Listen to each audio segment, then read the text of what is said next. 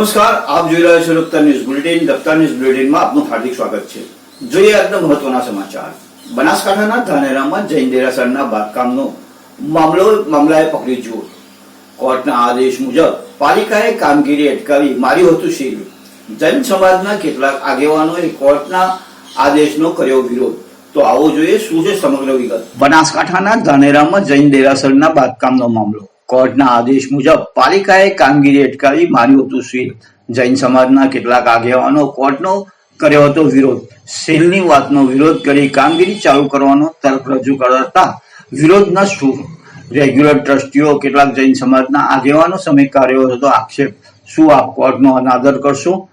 પાલિકાનું seal હોવા છતાં કઈ રીતે કરશો કામગીરી? પાલિકાએ હુકમનું પાલન કર્યું તો પાલિકાને ખોટી કઈ રીતે થઈ?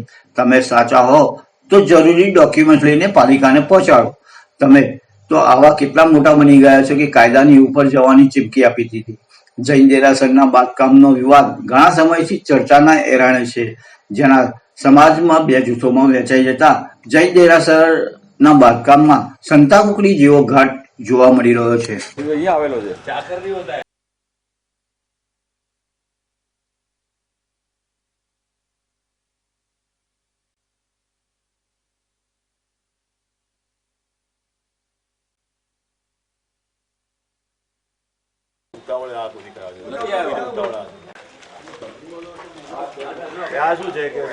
રસિકભાઈ શાહ છે.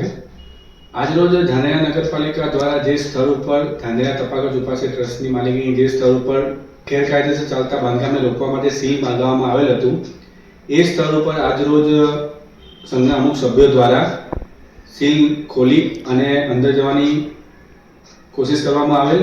બપોર બાદ તેઓ સ્થળ ઉપર ગયા હતા.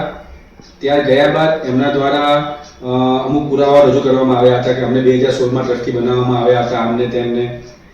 અમારું કહેવાનું માત્ર એટલું જ છે કે તમને જો 2016માં ટ્રસ્ટી બનાવવામાં આવ્યા હતા તો એ સમયગાળાએ તો 7-8 વર્ષ થઈ ગયા છે. તો આપ અત્યાર સુધી ક્યાં હતા? અત્યાર સુધી 8 વર્ષમાં આપણે પીટીઆઈ પર નામ ચડાવી ટ્રસ્ટના વહીવટમાં આવી જવું જોઈએ ને. જ્યારે અમારા દ્વારા 2022માં બધા તથ્યો બહાર લાવવામાં આવ્યા ત્યારે આજ આપ પુરાવા રજૂ કરી રહ્યા છો. અને બીજી વાત, એમના દ્વારા સરકારને, કાયદાને અને પ્રશાસનને એવી ચીમકી આપવામાં આવી છે કે આ સીલ ખોટું છે અને અમે આવતીકાલથી કામ શરૂ કરીશું. એટલે એ લોકો કાયદાને પણ માનતા નથી, સરકારશ્રીને પણ માનતા નથી, સરકારશ્રીના હુકમને પણ માનતા નથી. મારે માત્ર એમને એટલું જ કહેવું છે, આ સીલ તમારા ટ્રસ્ટી મંડળ ઉપર કે ટ્રસ્ટ ઉપર નથી. આ સીલ તમે જે સ્થળ ઉપર પ્લાન વગર, મંજૂરી વગર ગેરકાયદેસર બાંધકામ કરી રહ્યા છો, 8 મહિના સુધી નગરપાલિકા સાથે મેળાપેઢીમાં દબાણો તમારા લાવી અને તમે કામ કર્યું, ત્યાં સુધી નગરપાલિકા તમને સારી લાગી અને હવે નગરપાલિકાએ તમારી સામે લાલાક કરી ત્યારે હવે તમે નગરપાલિકાના સીલ ખોટા લાગી રહ્યા છે. મારે એમને એટલું જ માત્ર સમજાવવું છે કે સીલ તમે ગેરકાયદેસર કામ કરી રહ્યા છો, પ્લાન મુજબ વગર, પ્લાન વગર. એના ઉપર છે. આ પ્લાન લાવો, નગરપાલિકાને ઓથોરિટી સમક્ષ મૂકો, હાઈકોર્ટ સમક્ષ મૂકો, આપ કામ કરો, અમે તમને સહયોગ કરીશું. લાવો પ્લાન.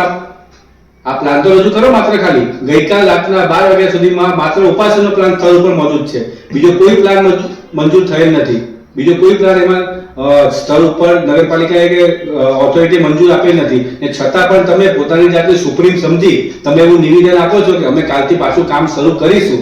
આ તો કાયદા અને કાયદાતંત્રને, ગુજરાતના સંવિધાનને, ભારત દેશના સંવિધાનને, બંધારણની મજાક છે. આ વિશે સરકારે વિચારવું રહ્યું કે આવા તત્વોને જે કાયદાને હાથમાં લેવાની અને કાયદાની વ્યવસ્થાની ધાનેરાની પરિસ્થિતિને ઢોળવાની કોશિશ કરી રહ્યા છે, એને પણ જો નગરપાલિકાની પોલીસ પ્રશાસન સહયોગ કરશે તો આમ આદમી જશે ક્યાં? પોલીસે, પ્રશાસને આવા તત્વો સમક્ષ તાત્કાલિક અસરથી ફરિયાદ દાખલ કરીને કાયદેસરના પગલાં લેવા જોઈએ. અને જો તમે એમ કહેતા હોય કે આવતીકાલથી અમે પણ કામ શરૂ કરીશું, તો અમે પણ તમને એક વસ્તુ કહી દઈએ છીએ કે આપની તાકાત હોય એટલું આપ લડી લો. અમારામાં જેટલી તાકાત છે સચ્ચાઈ ખાતર અમે લડીશું. જે નિયત થશે પ્રભુનો થશે, પ્રભુ જે કરશે ફાઇનલ થશે. પણ આવી ઊંધી ધમકીઓ આપી પ્રશાસનને અને કાયદો વ્યવસ્થાની પરિસ્થિતિને હાથમાં લેવાની કોશિશ કરશો નહીં. અસ્તુ. ધાનેરા ગામતળ વિસ્તારમાં આવેલા જૈન દેરાસર બાબતે એમના ટ્રસ્ટીઓમાં મિલકતના વહીવટકર્તા તરીકે છેલ્લા 1-1.5 વર્ષથી વિવાદ ચાલી રહ્યો છે. એ બાબતે એમના ચેરિટી કમિશનર અને હાઈકોર્ટમાં પણ કેસ ચાલે છે અને હાલમાં સદર જગ્યાએ ટ્રસ્ટીઓ દ્વારા દેરાસરનું બાંધકામનું કામ ચાલી રહ્યું છે, જેની મંજૂરી નગરપાલિકા અગાઉ આપેલ હતી, પરંતુ એમના ટ્રસ્ટ બાબતે અને માલિકીપણા બાબતે વિવાદ થતાં નગરપાલિકાએ સદર મંજૂરી સ્થગિત કરેલ હતી. પરંતુ કામગીરી ચાલુ રહેતા અને વારંવારની નોટિસ આપવા છતાં કામગીરી બંધ ના રહેતા નગરપાલિકાએ સ્થળ ઉપર જઈને સાઇટ સીલ કરેલી છે. એટલે કે હવે સ્થળ ઉપર કોઈ પણ પ્રકારનું કામ કરી શકાશે નહીં નગરપાલિકાની પૂર્વ મંજૂરી સિવાય. અને આ બાબતે જ્યાં સુધી આખરી હુકમ ચેરિટી કમિશનર કે હાઈકોર્ટનો ના આવે ત્યાં સુધી સ્થળ ઉપર કોઈ પણ વ્યક્તિ સંસ્થા કોઈ પણ પ્રકારનું બાંધકામનું કાર્ય કરી શકશે નહીં. એ બાબતે નગરપાલિકાએ પ્રતિબંધ ફરમાવેલો છે.